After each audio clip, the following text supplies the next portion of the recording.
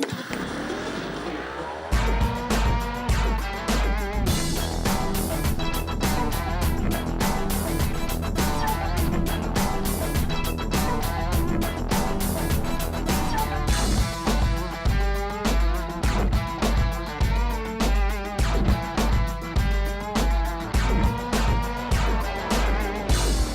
of them want to change the world.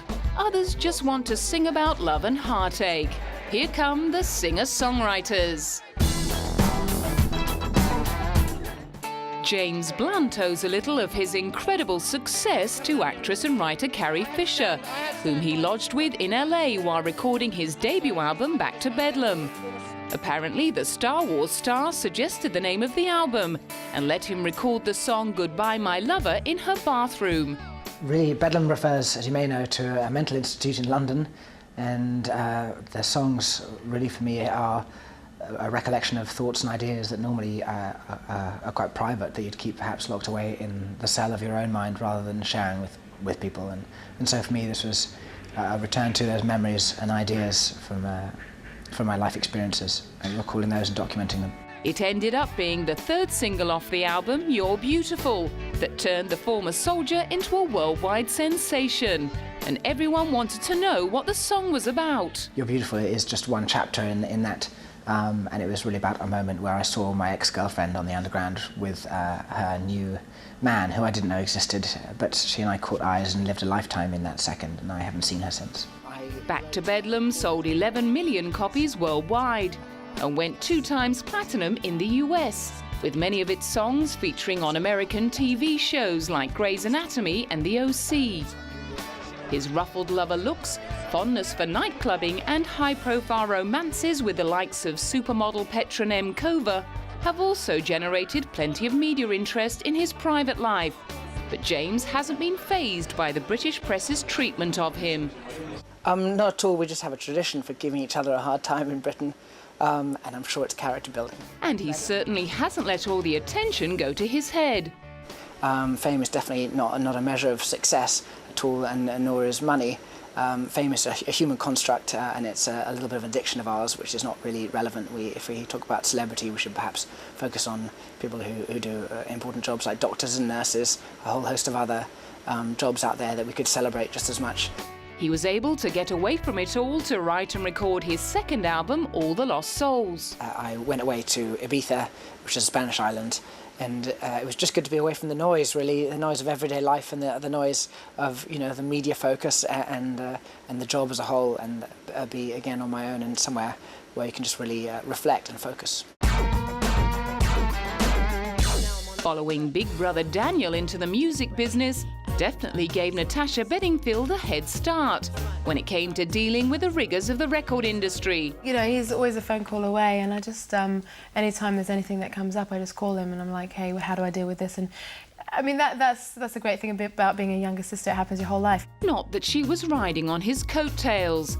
After growing up singing in Christian pop groups, she landed her own record deal, and her first solo release single went straight to number 3 in the UK charts, paving the way for her debut album Unwritten, which sold 2.5 million copies across the world and earned her a Grammy nomination.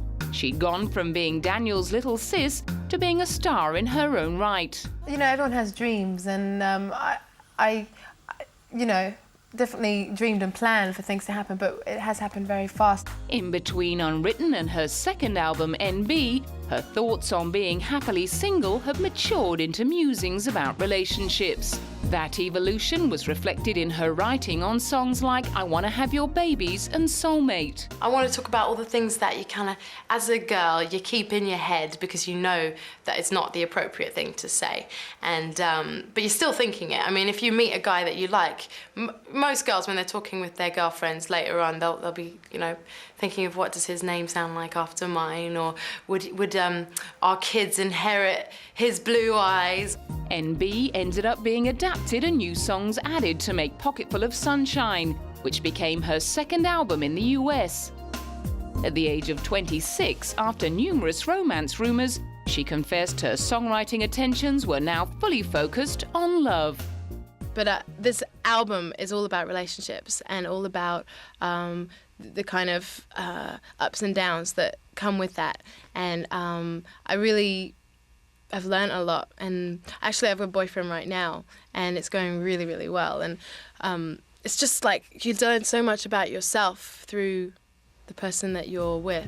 By October 2008, she'd learned enough about herself to know that she wanted to marry Californian businessman and filmmaker Matt Robinson. And I'm just kind of reveling in the excitement of being newly engaged. I keep flashing my ring around all the time, and I've never been engaged before, and I'll never be engaged again. You know, I'm a big believer in like marriages forever, and it's very exciting. By the time John Legend released his debut solo album Get Lifted in 2004, he'd already put in some hard yards in the music industry. He was a jobbing session musician for a number of years, playing piano on Lauryn Hill's single Everything Is Everything and Jay-Z's Encore 2, and working closely with friend and hip-hop superstar Kanye West. Kanye dropped by and he was like reminiscing about, what we went through just to get people to know, who I was. And to see it come to fruition, he was just telling me how proud he was of me and how happy he was that I was on this label. And I told him, just how appreciative I am of him just helping me get out there to the public. Get Lifted sold over 3 million copies and spawned the hit singles Used to Love You and Ordinary People. When it went on to earn him a barrow full of Grammy nominations, the soul singer who changed his last name from Stevens wasn't entirely surprised. I knew I was the kind of artist that the Grammys usually like to recognize. Since I play my own instrument and I write my own songs, like I have that kind of credibility that the Grammys usually likes to recognize. But I had no idea that I would get 8 nominations and be one of the leading nominees. He ended up taking home 3 awards and bagged another one with his follow-up album Once Again. He likes to keep them where he can see them. In my apartment on my piano. So right when you walk in the living room, they're, right there in your face. After basking in the glow of his incredible success, it was down to the business of writing songs for his 3rd album. I'll usually write a song a day. If I'm in the studio and I'm focused on writing, I usually can write a song a day, which is pretty productive. For 2008's Evolver, he enlisted the help of Kanye West, Andre 3000, Neo and Pharrell in an attempt to appeal to new fans as well as pleasing the old ones. Well, every album I make, I'm never thinking, let me see how I can recreate the last album. I'm always thinking, well, what can I do differently? What have I listened to over the past few years that's made me, interested? What have I, learned over the past couple of years that make me want to try something else? I'm always looking to do something different. After netting an incredible 5 Grammy Awards for her debut album Songs in A Minor at the age of 20, everyone wondered what more Alicia Keys could possibly have up her sleeve for the release of her 2nd album. Well, I've been busy underground, I like to say. I locked myself away in a very secret place to really pour my heart and soul out to do this album, The Diary of Alicia Keys. I'm really, really proud of this album. It's like really showcases how much I've grown from the last time you've heard of me. Featuring songs like If I Ain't Got You, You Don't Know My Name and Karma, The Diary of Alicia Keys shot to the top of the Billboard chart in its first week of release and ended up earning the native New Yorker another 4 Grammys.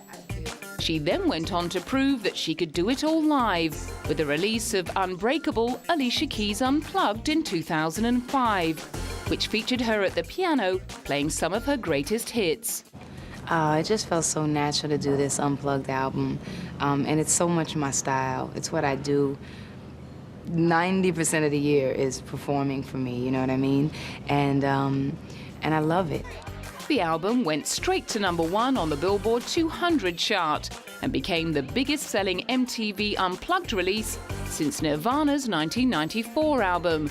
Just 1 year later, at the age of 25, she was back with her 3rd studio album, As I Am. I mean, it's actually way more aggressive, probably, than my other records. It's a sense of empowerment for sure that I found in myself, and a sense of liberation too that I found in myself, and freedom to really express what I feel exactly how I feel it and no holding back. To help her tap into her inner aggression, she called on the services of Uber songwriter-producer Linda Perry. It also featured collaborations with John Mayer, John Legend and UK band Floetry. Once again, she struck pay dirt, bagging another 3 Grammys, including the 2009 award for Best Female R&B Vocal Performance for Superwoman. In the space of just 1 year, former busker James Morrison rose from the lowly status of complete unknown to becoming the best-selling male solo artist in the UK.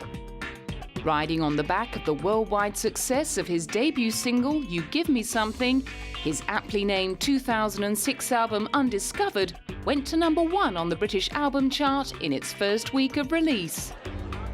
All the fuss came as rather a shock to the 22-year-old from Rugby in Warwickshire, who was tipped to be nominated for a Brit Award.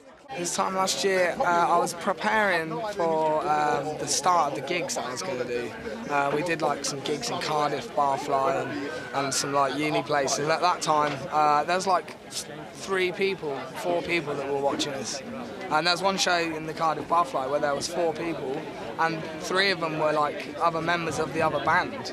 And yeah, it was weird, you know, to go from not really having anyone that's listening there to listen, and then coming here and, you know, the chance I might be nominated or whatever is amazing. When 3 nominations came, he took a rather relaxed approach to the big night. No, you know what? I've come here totally on the kind of, I'm going to enjoy the Brit Awards because it's my first time ever coming to something like this, and just enjoy it, you know? You only get one chance, and you may as well enjoy it when it comes along. It went extremely well, with James carrying off the coveted award for Best Male Artist. But winning the awards has never been a big motivator for James, who got to perform his second single, Wonderful World, at the Concert for Diana in July 2007. And he lives for playing live. You know, for me, doing gigs on the road, going on the road, spending time with your band and just having a good time, and then releasing whatever kind of pent-up energy you've got from being on the bus all day and going on stage and performing in front of, you know, people that want to listen to your music is just an amazing feeling. He got stuck into touring Europe after releasing his second album, Songs for You, Truce for Me, which featured collaborations with Jason Mraz and Nelly Furtado. And although he still regularly gets compared to fellow singer-songwriter James Blount, he's pretty happy with his lot. At the end of the day, singing for a job's always a really good thing, you know, so the other stuff's just like, you just go along with it, you know, don't take yourself too seriously, and just as long as you're playing good and you're enjoying and you're getting good feedback, then that's all you need, really. Growing up the daughter of Elvis Presley may have had its pluses. For Lisa Marie Presley, having the king for a father also made the prospect of trying to carve her own niche in the music business horrendously daunting. No wonder it took her until the age of 37 to release her debut album. Just wasn't really ready yet to do it. It all happened at the right time. And I needed to put a lot into it. I wasn't going to just do it as like a flash in the pan. So, you know. After signing the deal with Capitol Records in 1998, it took her another 5 years to finish writing and recording all her own songs on To Whom It May Concern. It went to #5 on the Billboard chart and won the respect of her peers.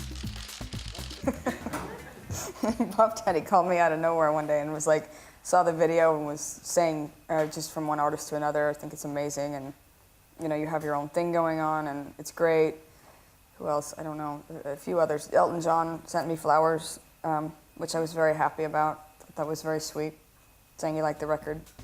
With her first album out of the way, she got down to writing her second, Now What?, which gave her the opportunity to work some serious stuff out.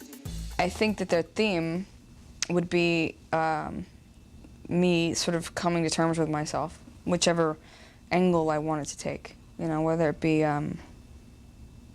angst, anger, sarcasm, attitude, or vulnerability. This time she pulled in Linda Perry, Pink and former Sex Pistols guitarist Steve Jones. However, in interviews to promote Now What, came the inevitable questions about coping with comparisons to her father.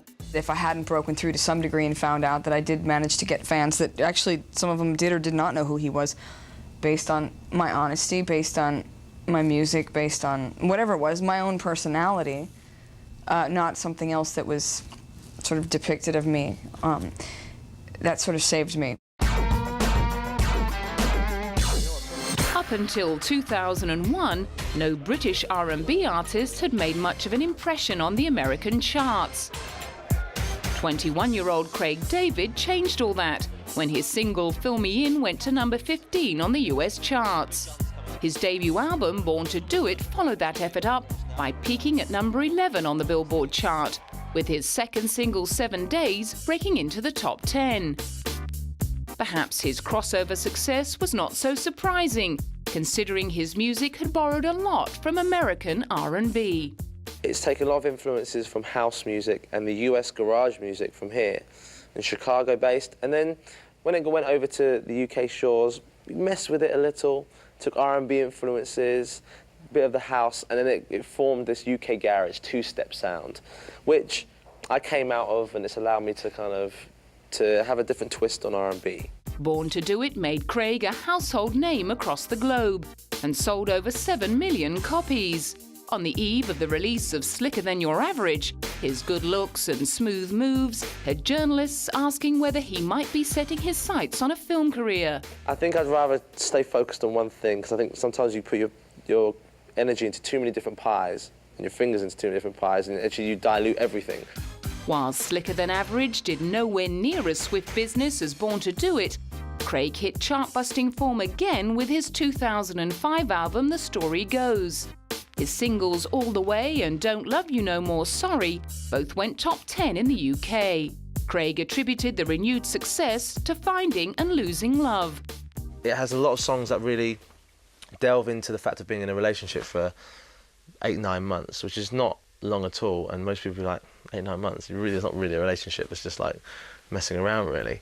But for me it felt like a lifetime. Although Craig's 2007 album Trust Me failed to trump the success of The Story Goes, in April 2009 he had the pleasure of hearing that Born to Do It had come in at number 2 on an MTV viewers poll of greatest albums of all time. Pop icon Annie Lennox was named the greatest white soul singer alive by TV music channel VH1. And after being in the limelight for more than a quarter of a century, she's an old hand at dealing with fame. I come out to talk about my work, and I'm happy to do that, but it is not my own currency. I'm not famous for being famous. I'm an artist, I'm a musician, I'm a performer, I'm a writer. So I have something to put in front of me and say, this is what I do, this is what I create. It isn't about my face, the clothes, the makeup, it isn't about that. So I feel, how comfortable am I with it? As comfortable as I can be after like 25 plus years of it. She spent more than a decade pumping out hits like Sweet Dreams Are Made of This, Would I Lie to You, and Sisters Are Doing It for Themselves with Dave Stewart as the Eurythmics. Then went on to strike gold with her first solo effort, Diva, in 1992. Diva went to number 1 in the UK and number 23 in the US, and included the hit singles Why, Walking on Broken Glass and Little Bird. She released Medusa in 1995 before taking time off to raise her 2 daughters. To accompany her 2003 album Bear, she unveiled her first art exhibition at New York's Spike Gallery. It featured 30 nearly nude self-portraits of Annie. Perhaps they'll see another aspect of my presentation of myself as an artist in a visual sense, and I hope that they'll feel in a way more connected with what I do with my music. And by the time she ventured into the studio again for Songs of Mass Destruction, she'd become passionately involved in humanitarian work. The album's lead single, Sing, highlighted the reality of the HIV/AIDS situation in South Africa. I'm very much hoping that it will have some kind of impact, because my commitment to the campaign is for the rest of my life, and and I hope that it will help to make a difference in other people's lives. Exactly 30 years since she and Dave Stewart formed the Tourists, she was feeling the need to do more with her music than entertain. There is something that I would like to get your attention about, and as a human being, ethically and morally, and just as kind of like feeling that I'm proactive in the planet and I'm not just, you know, enjoying my own success, as it were, and reveling in that, but I'm engaging with other people in the world in a particularly grassroots way. That really fulfills me. Astoundingly, 30 years after leaving the band he formed at school, Peter Gabriel is still asked whether there's any chance of a reunion with Genesis. Well, I wouldn't want to go back to the band, you know, and I usually say, you know, most people, do they want to go back living at home with their parents or go back to school? And the answer's probably no, but they're very happy maybe to visit and say hi to everybody. And if it was some, you know, big event or charitable thing or something, I wouldn't rule it out. But do I want to rejoin the band? No, you know, I have another life, which I'm enjoying a lot. Perhaps such a line of questioning would be understandable if he hadn't found success as a solo artist. But it's safe to say that Peter Gabriel remained at the forefront of innovation in British pop music throughout the 70s and 80s. The video to the lead single Sledgehammer from his So album in 1986 set a new standard for art in the music industry with its crazy stop-go animation, and was recently voted the best video of all time. He was also a pioneer in promoting world music and is the driving force behind the WOMAD movement. His Real World Studios and record label was set up to provide a leg up and distribution to international acts, and has dedicated himself to introducing artists like Youssou N'Dour and Nusrat Fateh Ali Khan to Western culture. After all that, it's hard to believe he can still find the passion to write and perform himself. You know, after 2 weeks, I'm like a junkie looking for a piano. So I'm still an addict in that way. But for life, I'm interested in doing other things and, you know, being able to follow different projects, having a bit of family time, friend time. It's very easy, you get caught up in the business and you get on a roll, and you find you go from one tour to another record, to a tour, to a record, and you've seen a lot of hotels, airports, studios, and not much else. He does, however, also find the time to write the odd film soundtrack. His credits to date include Biko, The Last Temptation of Christ, and Rabbit Proof Fence, while his 2008 collaborations with Thomas Newman for the animated hit WALL-E won him a Grammy Award and a nomination for an Oscar. Like Annie Lennox, he has also become a devoted campaigner for human rights and recently formed the group Global Elders to work on solutions for seemingly insurmountable problems like climate change and poverty. Other members include Nelson Mandela, Kofi Annan, and microcredit pioneer Muhammad Yunus.